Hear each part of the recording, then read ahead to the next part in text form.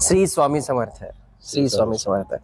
मंडळी, 144 वर्षानंतर प्रयागराज येथे कुंभमेळा, जो महाकुंभमेळा म्हणतो, 6 वर्षानंतर जो होतो तो अर्धकुंभ, 12 वर्षानंतर होतो जो पूर्ण कुंभ, आणि 144 वर्षानंतर जो कुंभमेळा येतो त्याला आपण म्हणतो की महाकुंभ. तर प्रयागराज येथे महाकुंभ मेळा चालू आहे आणि प्रत्येक भाविकाच्या मनात सुप्त इच्छा आहे की आपण तिथे दर्शनाला जावं. पण इच्छा आहे, पण थोडी भीती सुद्धा आहे की जर रेल्वेने जायचं म्हटलं तर किती तिथे गर्दी असेल, तिकीट मिळेल की नाही, आणि जर आपण बाय रोड जायचं म्हटलं तर मग एवढं दूर आपण कारने कसा प्रवास करणार. बरं, तिथे गेल्यानंतर पार्किंगची जी समस्या आहे, असं ऐकण्यात आलं की 30-30 किलोमीटर पर्यंत पार्किंग आहे. तर असे अनेक प्रश्न भाविकांच्या मनात आहेत, गैरसमज आहेत. तर आमच्या सोबत आमचे मित्र आहेत सचिन करोडे भाऊ, ते बाय कार कुंभमेळ्याला जाऊन आलेले आहेत.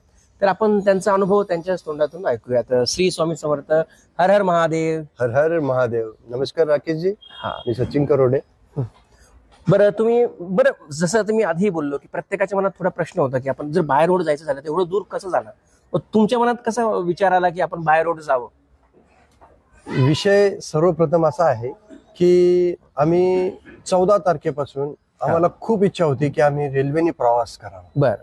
पण रेल्वेने प्रवास करायच्या वेळेस असा विचार आला की बाबा इतकी गर्दी आहे, तिकीट बुकिंग आहे. आम्ही तात्काळ मध्ये सुद्धा प्रयत्न केले पण आम्हाला तिकीट भेटलेलं नव्हतं. बरं. मग शेवटी एक मनात आला विचार की बाबा आपल्याकडे 4 व्हीलर आहे, आपण 4 व्हीलरने जाऊ शकतो का, हा पहिला मनात प्रश्न होता. म्हणजे जशी इतरांच्या मनात थोडी भीती होती की आपण, पण तुमच्याही मनात तसं ते चालूच होतं. मनात भीती अशी होती की पहिले जे रील्स यायच्यात, अफवा यायच्यात की तुम्ही कुंभमेळ्याला जाऊ नका, इतकी गर्दी आहे, 30-30 किलोमीटर लोक पायी जातात.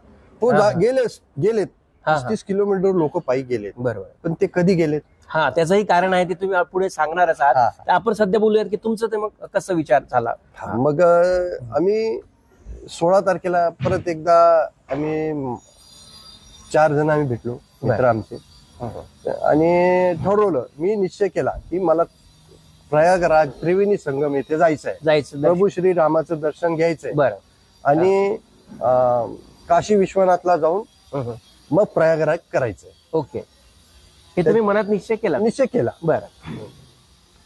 त्यानंतर 17 तारखेला आम्ही 7 वाजता माझी स्वतःची गाडी घेऊन 17 जानेवारी 2025 17 जानेवारी 2025 ला स्वतःची गाडी घेऊन आम्ही निघालो 7 वाजता. बरं. तुमचं निश्चय झाला की जायचं म्हणलं तर जायचं. मग त्या दिवशी आम्ही पूर्ण तयारी करून निघालो. 17 तारखेची 2 तासात तयारी केली. किती जण होते तुम्ही टोटल? आम्ही टोटल 5 जण होतो. 5 जण होतो. तुमची कार कोणती? नेक्सॉन कार आहे. टाटाची नेक्सॉन कार घेऊन गेलो. इतका सुंदर अनुभव आलाय आम्हाला की कुठे, म्हणजे रस्ता इतका सुंदर आहे की त्याची तुम्हाला सांगूही नाही शकत. नाही, मला सुरुवातीपासून सांगा, तुम्ही ठरलं तुम्ही म्हणजे किती वाजता निघालात? म्हणजे आम्ही इथून विषय उत्तर आम्ही 7 वाजता इथून निघालो. संध्याकाळी 7 वाजता. ओके. 7 वाजता निघालो आम्ही. नागपुरात 4 तासात नागपूर पोहोचलो. कशा, कोणत्या रोडने गेला? समृद्धी महामार्ग. एकदम व्यवस्थित असा रोड. 110, 100-110च्या स्पीडने आम्ही तिकडे गेलो. बरं. आणि रस्ता इतका सुंदर आहे की त्याला विषयच नाही सांगायला. काय एकदम स्मूथ प्रवास. 4 तासात तुम्ही नागपूर टच केलं? 4-4.5 तास लागले नागपूरला गेलो. नागपूरला आम्ही जे घरून स्वयंपाक नेलेला होता, म्हणजे चपाती, भाजी, पोळी, आम्ही तिथे एका हॉटेलवर हॉल्ट करून हे केलं. बरं. जेवण केलं. त्यानंतर जेवल्यानंतर आम्ही डायरेक्ट तिथून, म्हणजे हे सारे साधारण 11:30-12च्या दरम्यान तुम्ही जेवलात का? 11:30, 12, 12:30च्या आतच. 11:30-12. ओके. मग तिथून तुम्ही पुढे कुठे गेलात? मग पुढे आम्ही मग जेवण केल्यानंतर आम्ही नॉनस्टॉप गाडी चालवणार आहे. 4 जण होतो. 4 ड्रायव्हर सोबत होते. आणि निश्चय केला मी की मी इथून नागपूर क्रॉस करू शकतो.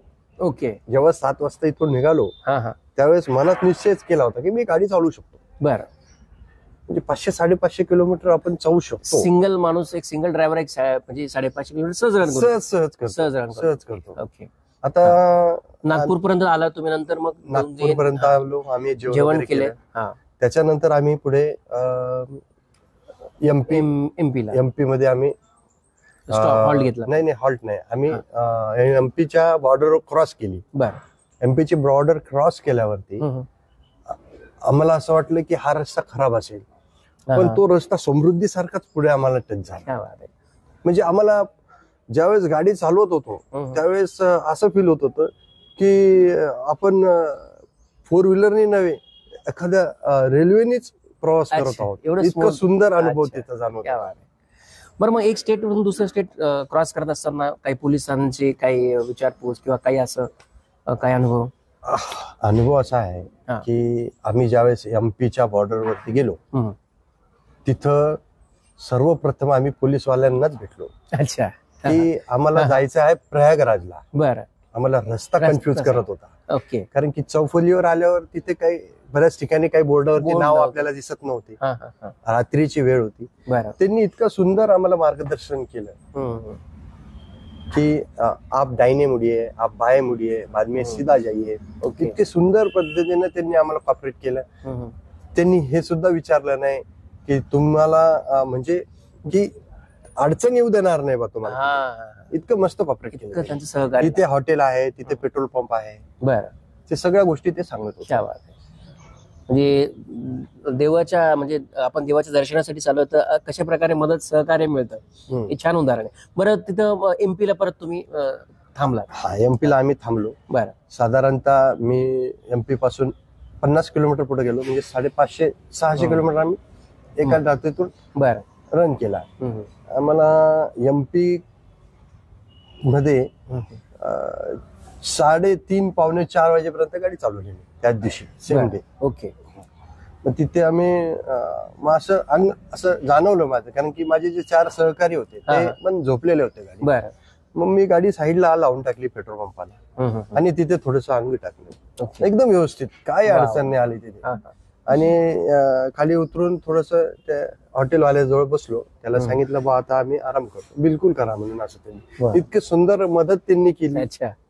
म्हणजे आपल्याला वाटतं की आपण महाराष्ट्रातून दुसऱ्या राज्यात चाललोय तर आपल्याला सहकार्य मिळेल की नाही, ते कशा प्रकारे रिॲक्ट करतील हे आपल्यात काही आपल्या मनात नसतं, पण चांगलं तुम्हाला रिस्पॉन्स मिळाला. खूप सगळ्यांनाच मदत करतात तिथे. म्हणजे मला एकट्यालाच नव्हे, महाराष्ट्रातील भारतातील प्रत्येक येणाऱ्या नागरिकाला मध्य प्रदेश आणि युपी मधले युपी प्रदेश, उत्तर प्रदेश सहकार्य, हे सगळे लोक कॉपरेटिव्ह नेचरचे आहेत. हे सगळे मदत करतात, त्याबद्दल काही दुमत नाही. बरं, तुम्ही 3:30 वाजता तिथे पोहोचला, तिथे तुम्ही आराम केला. हो. नंतर पुढचा प्रवास कसा केला? मग 7 वाजेपर्यंत थोडस आम्ही आराम केला. त्याच्यानंतर 7 वाजता आम्ही डायरेक्ट उत्तर प्रदेश म्हणजे युपीला जात असताना जबलपूर आम्हाला लागले. बरं. जबलपूर मार्गे आपल्या प्रयागराजला. प्रयागराजला आम्ही सकाळी 3 वाजता आम्ही पोहोचलो. प्रयागराजला 3 वाजता पोहोचलो. मग तिथून तुम्ही लगेच दर्शनाला गेलात का परत? नाही, मी प्रयागराजहून डायरेक्ट अयोध्येला गेलो. प्रयागराजला थांबणार होतो, कारण की तुम्हाला जायचं असेल तर पहिले प्रयागराजलाच यावं लागतं. बरं. आपण ज्यावेळेस महाराष्ट्रातून जातो, मुंबईहून जातो, तर त्याचा हॉल्ट पहिल्या 4 व्हीलरने तुम्हाला प्रयागराजला थांबवला. प्रयागराजवरनच तुम्हाला अयोध्या आणि काशीला जावं लागतं. बरं. हा, तर मग आम्ही विचार केला की म्हटलं बाबा आपण आता प्रयागराजला न थांबता आपण पहिले अयोध्या गाठावे, प्रभू श्री रामचंद्रांचं दर्शन घेऊयात. प्रभू श्री रामांचं दर्शन घेतलं. तर अयोध्या तिथे अनुभव कसा होता मग? तिथं अयोध्येला तुम्ही गेला, तिथं हॉल्ट केला का? मग तिथून 1-1.5 तासाचा रस्ता आहे. अच्छा. प्रयागराज. हो, प्रयागराजून अयोध्या 1.5 तास. 1.5 तासात मग आम्ही अयोध्येला पोहोचलो. बरं. मग तिथे तुम्ही दर्शन घेतलं? हो, सकाळी झालं दर्शन तुम्हाला? तो अनुभव कसा होता? सकाळी आम्ही तिथे जास्तीत जास्त आम्ही बघा आम्हाला 2 वाजता आम्ही शरयू नदीवर होतो. प्रभू श्री रामाच्या पार्किंग पासून एक काहीतरी अंतरावर शरयू नदी आहे. 2 वाजता? दुपारचे 2? रात्रीचे 2. हा. बरं. तिथे 2 वाजता आम्ही शरयू नदीवर गेलो. तिथे स्नान केलं. बरं. खूप सुंदर नदी आहे, बेट पण खूप छान आहे. ओके. तिथं पोचल्यावर आम्ही शरयू नदीवर आंघोळ केली सर्वप्रथम. म्हणजे तिथून निघालो. प्रभू श्री रामाचं दर्शन घ्यायला आम्हाला साधारणतः 1 तास आम्हाला थोडस 1 तास लागला. 1 तास आंघोळ वगैरे करेपर्यंत. आणि मंदिरात पोहोचल्यावर फक्त आम्हाला 20 मिनिटात प्रभू श्री रामांचं दर्शन झालं. वा. म्हणजे गर्दी नव्हती ना. हा हा हा. गर्दी नव्हती म्हणजे काय असतं माहितीये का, काही पिरियड टाइम असतो, त्या टायमाला तिथे गर्दी गर्दी नसते. नसते, बरोबर. सकाळी सकाळी जर तुम्ही पहाटे पहाटे गेलात हा, तर हा. तुम्हाला प्रभू श्रीरामांचं दर्शन होणार. म्हणजे तुम्ही लकी होतात की योग्य नाही वेळात नाही, लकी नाही, हा. पण निश्चय केलेला होता की आपल्याला दर्शन दर्शन घ्यायचंच घ्यायचंच एवढंच. आहे. बरोबर आहे. छान. आणि खूप आनंदाची गोष्ट की 1 वर्ष प्राण प्रतिष्ठेला झाला अयोध्येमध्ये, हो. आणि तुमचं दर्शनही छान झालं. हो. बरं ठीक आहे, तुमचं दर्शन झालं अयोध्येत, तुमचं दर्शन झालं, त्यानंतर मग कसं पुढे कसं आलं? अयोध्येतून आम्ही 10:30 वाजता अयोध्येतून निघालो काशीला, मग काशी विश्वनाथ जाण्यासाठी. बरं. अयोध्येवरून नंतर आम्ही काशीला गेलो. साधारणतः दुपारचे 12:30-1 वाजता आम्ही तिथून अयोध्येतून निघालो आणि काशीला पोचलो आम्ही 3-3:30 वाजता. बरं. काशीमध्ये ज्यावेळेस आम्ही प्रवेश केला, इतकं सुंदर वातावरण काशीमध्ये वा वा. की तुम्हाला त्याचा सांगायला मला म्हणजे वर्णन करायला शब्द नाही, इतकं सुंदर आहे काशी. वा. संध्याकाळी आम्ही काशीत पोहोचलो त्यावेळेस 3 वाजता. त्यावेळेस पहिले आम्ही श्रीराम म्हणून एक लॉज आहे, म्हणजे धर्मशाळा आहे, श्रीराम धर्मशाळा. तिथे आम्ही मुक्काम केला. तिथे बॅग वगैरे ठेवले.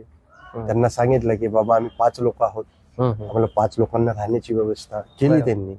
काय नाही, एकदम व्यवस्थित पार्किंगला जागा दिली त्यांनी. काशीमध्ये पण कुंभमेळ्यामुळे, त्रिवेणी संगममुळे, प्रयागराजमुळे काशी पण भरलेली होती. तिथे एक प्रसन्न भक्तिमय चैतन्यमय वातावरण तिथे आहे. तिथून आम्ही मग फ्रेश झालो, आंघोळ वगैरे करून खाली उतरलो आणि गंगेवरती गेलो गंगा आरती करायला. गंगा आरती, वा. हा, ती व्हिडिओच्या माध्यमातून आम्ही बघितलेली आहे, प्रत्यक्षाचा अनुभव घेतला. मी टाकली जात. बरं, बघूयात आपण या व्हिडिओतही टाकण्याचा प्रयत्न करूया. आम्ही 6 वाजता जी 7 वाजता जी गंगा आरती असते ती गंगा आरती केली. बरं. आणि निश्चय केला की म्हटलं आता परत आपल्याला काशी विश्वनाथचं दर्शन घ्यायचं. बरं. 7ची आरती झाली आणि काशी विश्वनाथचं दर्शन घेतलं. वा. काशी विश्वनाथचं दर्शन घेत असताना मला जास्त तर नाही सांगत तुम्हाला मी, 7 वाजताची आरती झाली, आम्ही 8:30ला नंबरला लागलो आणि 9 वाजेपर्यंत आम्ही काशी विश्वनाथाचं दर्शन घेऊन बाहेर आलो. वा. इतका सुंदर अनुभव. सुंदर, म्हणजे सगळे काम एकदम सुरळीत होत गेले. तुमचा जो संकल्प होता, तुम्ही अगदी मनापासून संकल्प केला, तर भगवान ईश्वर कशा प्रकारे आपल्याला सहाय्यता करतो याचंही उदाहरण आहे. हा, तर तुमचं दर्शन झालं. एकदम 9 वाजता, म्हणजे जर साधारणतः अर्ध्या तासात माझं तिथलं दर्शन झालं. बरं. अर्धा पाऊण तास नंबर लावल्यानंतर. ओके. गर्दी नव्हती ना. बरं. त्याच्यानंतर दर्शन झालं, आलो. तिथं आम्ही मुक्काम केला. बरं. काशी विश्वनाथ जे काशी, हो ना, विश्वनाथ, तिथेही तुम्हाला मुक्काम. आणि आम्ही त्या दिवशी तिथे मुक्काम केला, झोपलो. सकाळी परत पहाटे 7 वाजता उठलो. म्हणजे पूर्ण दिवस आम्ही काशीमध्ये हॉल्ट केलं. 7 वाजता उठलो आणि परत म्हटलं की आपल्याला मनकर्णिका घाटात जायचं.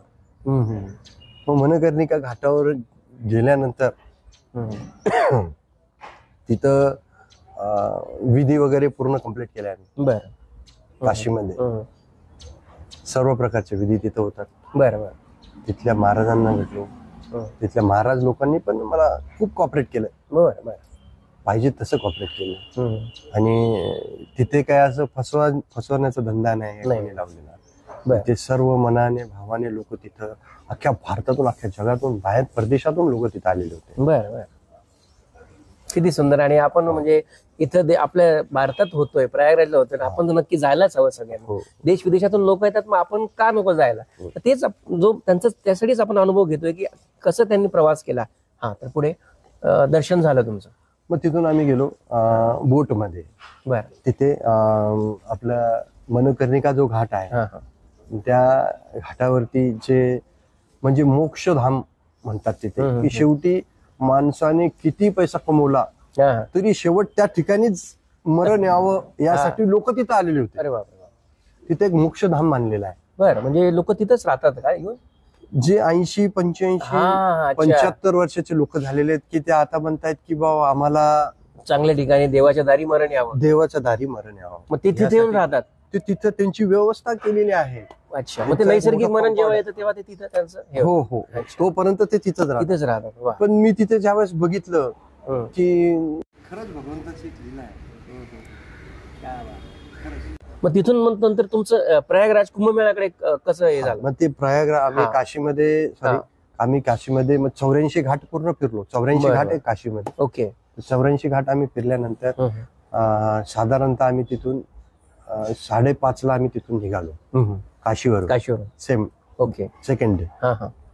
5:30 निघालो असताना हं. आम्ही प्रयागराजच्या दिशेने निघालो. ओके. कारण की आमचं अयोध्या झालं, काशी Yes, yes. झालं. जे मुख्य आपलं होतं. हा. अयोध्या प्रभू श्री रामांचं हा, दर्शन दर्शन घेतलं. झालं, काशी काशी झालं, विश्वनाथांचं दर्शन दर्शन झालं. आणि तिथून आम्ही आता प्रयागराजला गेलो. बरं बरं. ओके. हं. मग ते प्रयागराजला जात असताना आम्हाला आम्ही स्वयंपाकाचं सामान सगळं सोबतच हा हा, घेतलं. मी त्याचे तो प्रश्न विचारायचा हा. मला की तुमची खाण्याची व्यवस्था ती कशी होती? मग तिथून निघालो आम्ही डायरेक्ट प्रयागराजला. बरं. प्रयागराजला ज्यावेळेस आम्ही साधारणतः बघा 12:30 वाजता आम्ही प्रयागराजला पोहोचलो काशीवरून रात्रीच्या रात्रीच्या 12:30 वाजता. बरं 12:30 वाजता हा. ज्यावेळेस आम्ही एंट्री केली हा. प्रयागराज बरं. तो इतके म्हणजे दिवाळीपेक्षाही मोठा जल्लोष त्या ठिकाणी दिसत होता. रात्री वा. 12:30 वाजता एवढे लाईट सूर्यप्रकाश जसं असं वाटत हा. होतं दिवस उगलेला दिवसच रात्री. आहे. क्या बात. म्हणजे 12:30-1चा टाइम हा. त्या तिथून त्यावेळेस असा लख उजेड पूर्ण त्या तिथे. तर बघा मंडळी की कशी व्यवस्था प्रयागराज इथं सर्व भाविकांसाठी केलेली आहे. रात्री सुद्धा म्हणजे अक्षरशः दिवस आहे, एवढं छान मॅनेजमेंट तिथं आहे. बरं 12:30 वाजता तुम्ही तिथं पोहोचला. पुढे हो ज्यावेळेस तिथं पोहोचलो हा. तर त्यावेळेस असं वाटलं की खरंच सनातन धर्माला माझा प्रणाम आहे. वा वा वा. हर हर महादेव. हर हर महादेव. हा. आणि तिथे गेल्यानंतर ती जी रोषणाई बघत होतो तो उजेड बघत होतो म्हणजे माझे डोळे म्हणजे हा दिपून जातील वा, एवढं छान. दिपून गेले की खरंच हा. खरंच मी काहीतरी भाग्यवान आहे की मी इथे पोहोचलो वा वा प्रयागराजला. वा वा. 144 वर्षाने जो कुंभमेळा येणार आलेला आहे हा हा, त्याचा तुम्ही साक्षीदार होत आहे. मी त्याचा साक्षीदार होतोय. वा. बरं मग तेच प्रश्न आहे की सगळ्यांच्या लोकांच्या मनात जो प्रश्न आहे की बाबा तिथं गर्दी म्हणजे भीती वाटते की यार जायची इच्छा आहे पण गर्दी आणि हा त्याच्याबद्दलही सांगा. ते सांगतो तुम्हाला. मी हा. तिथे बघितलं की गर्दी तर तिथे काहीच नाही. बरं. कारण की त्या दिवशी कसं होतं म्हणजे हा. गर्दी काहीच नाही म्हणण्याचं सांगण्याचं हा उद्देश गर्दी आहे. नेमकं केव्हा होती तेही हा. सांगा. गर्दी ही जी आहे 15 जानेवारी मकर संक्रांतीला गर्दी होती. हा. ती गर्दी दाखवण्याचा प्रयत्न त्यांनी केला सोशल मीडियाने बरं बरं. की इथे जास्त गर्दी होऊ नये.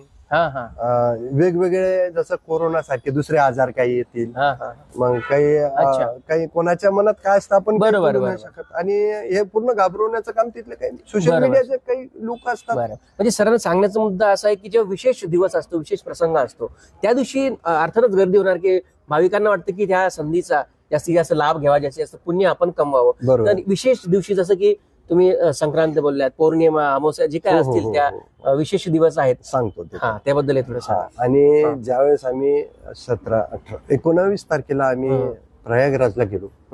प्रयागराजला गेल्यावर तिथे आम्हाला जे दिसलं की तिथे गर्दीच कमी होती ऍक्च्युअली. आणि आम्ही तिथे जेव्हा खाली उतरलो पार्किंगला गाडी लावली साधारणतः अवघे 1.5 किलोमीटर पण आम्हाला पायी चालावं लागलं नाही.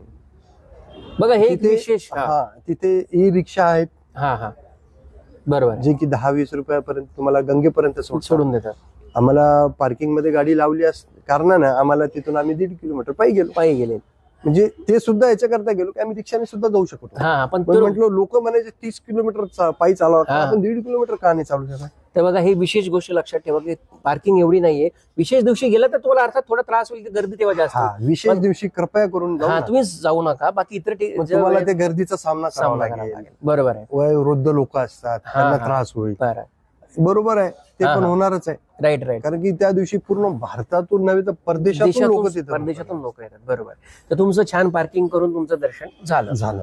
बरं. तर तुम्ही साधारणतः कुंभमेळ्यात किती दिवस होतात का कुंभमेळ्याला आम्ही बघा किती दिवस दिवस म्हणण्यापेक्षा किती काळ तुम्ही तिथं घालवला? मला तर असं वाटत होतं तिथंच राहू. दिवस. अर्थात बरोबर आहे.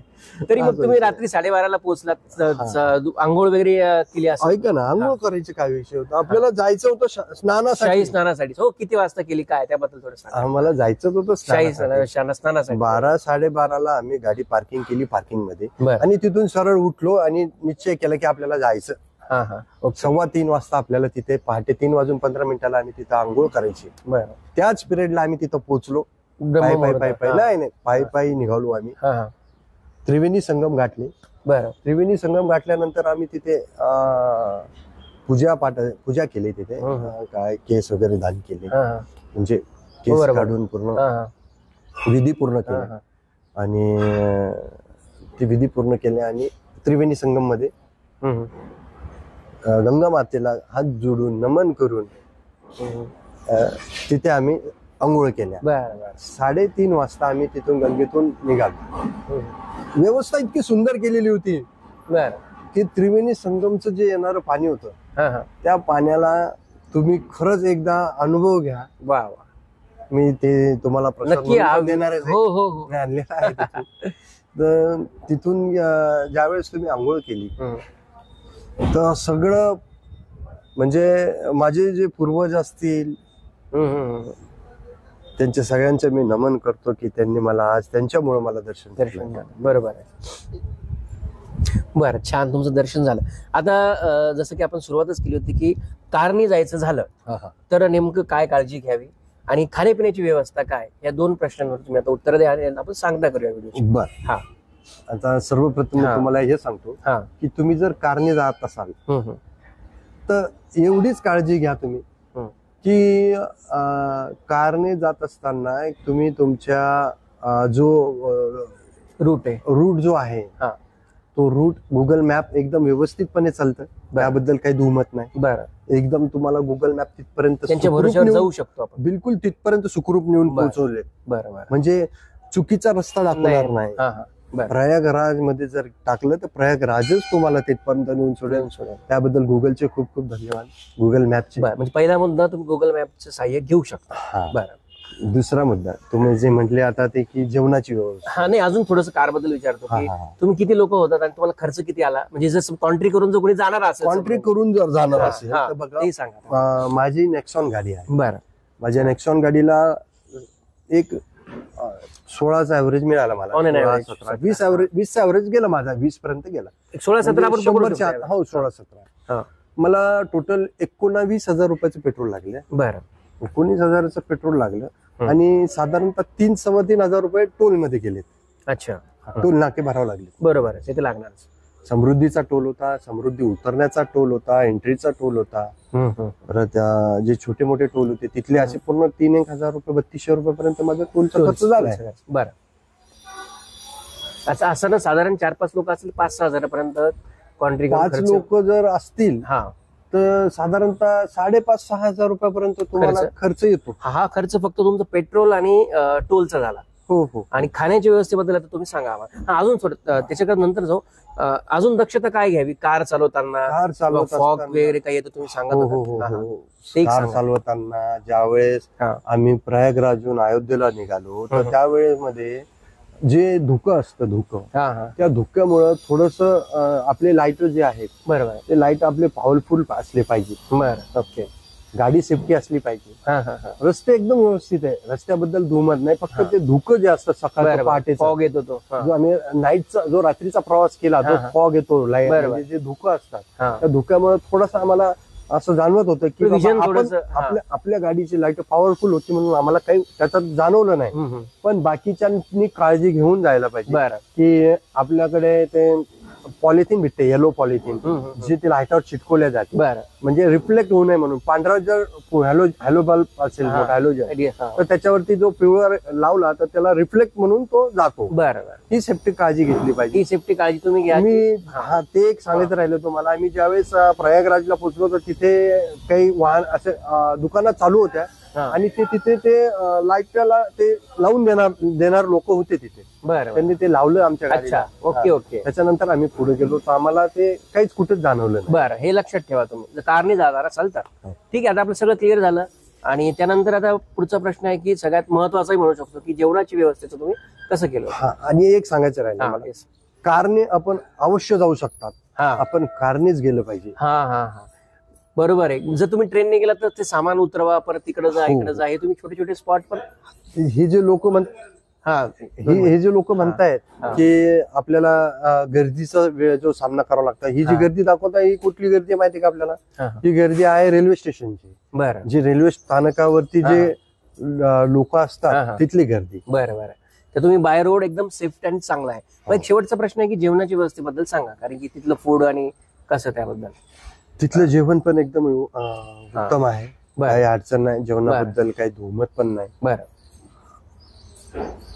तिथे पण सगळ्या प्रकारचे चपात्या आपल्यासारख्या भेटतात, भाजी पण आपल्यासारखी, म्हणजे ठीक आहे.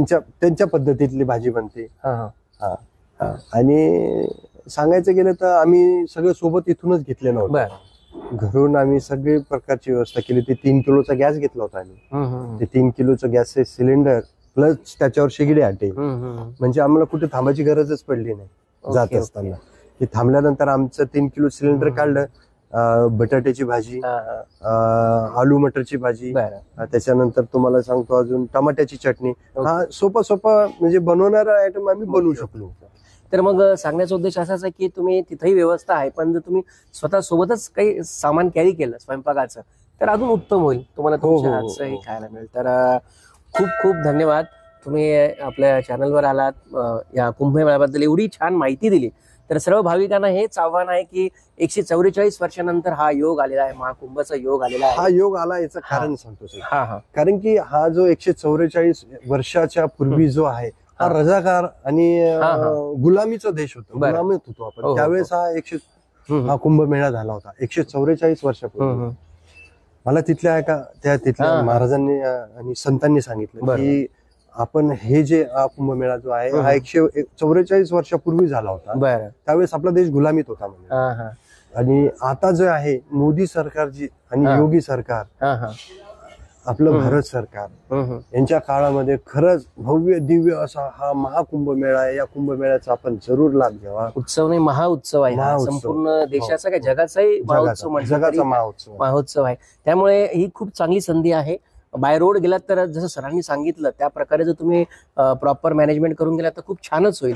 तर पुन्हा एकदा सर आपलं खूप खूप धन्यवाद आणि हर हर महादेव. हर हर महादेव. जय श्रीराम. जय श्रीराम. जय श्री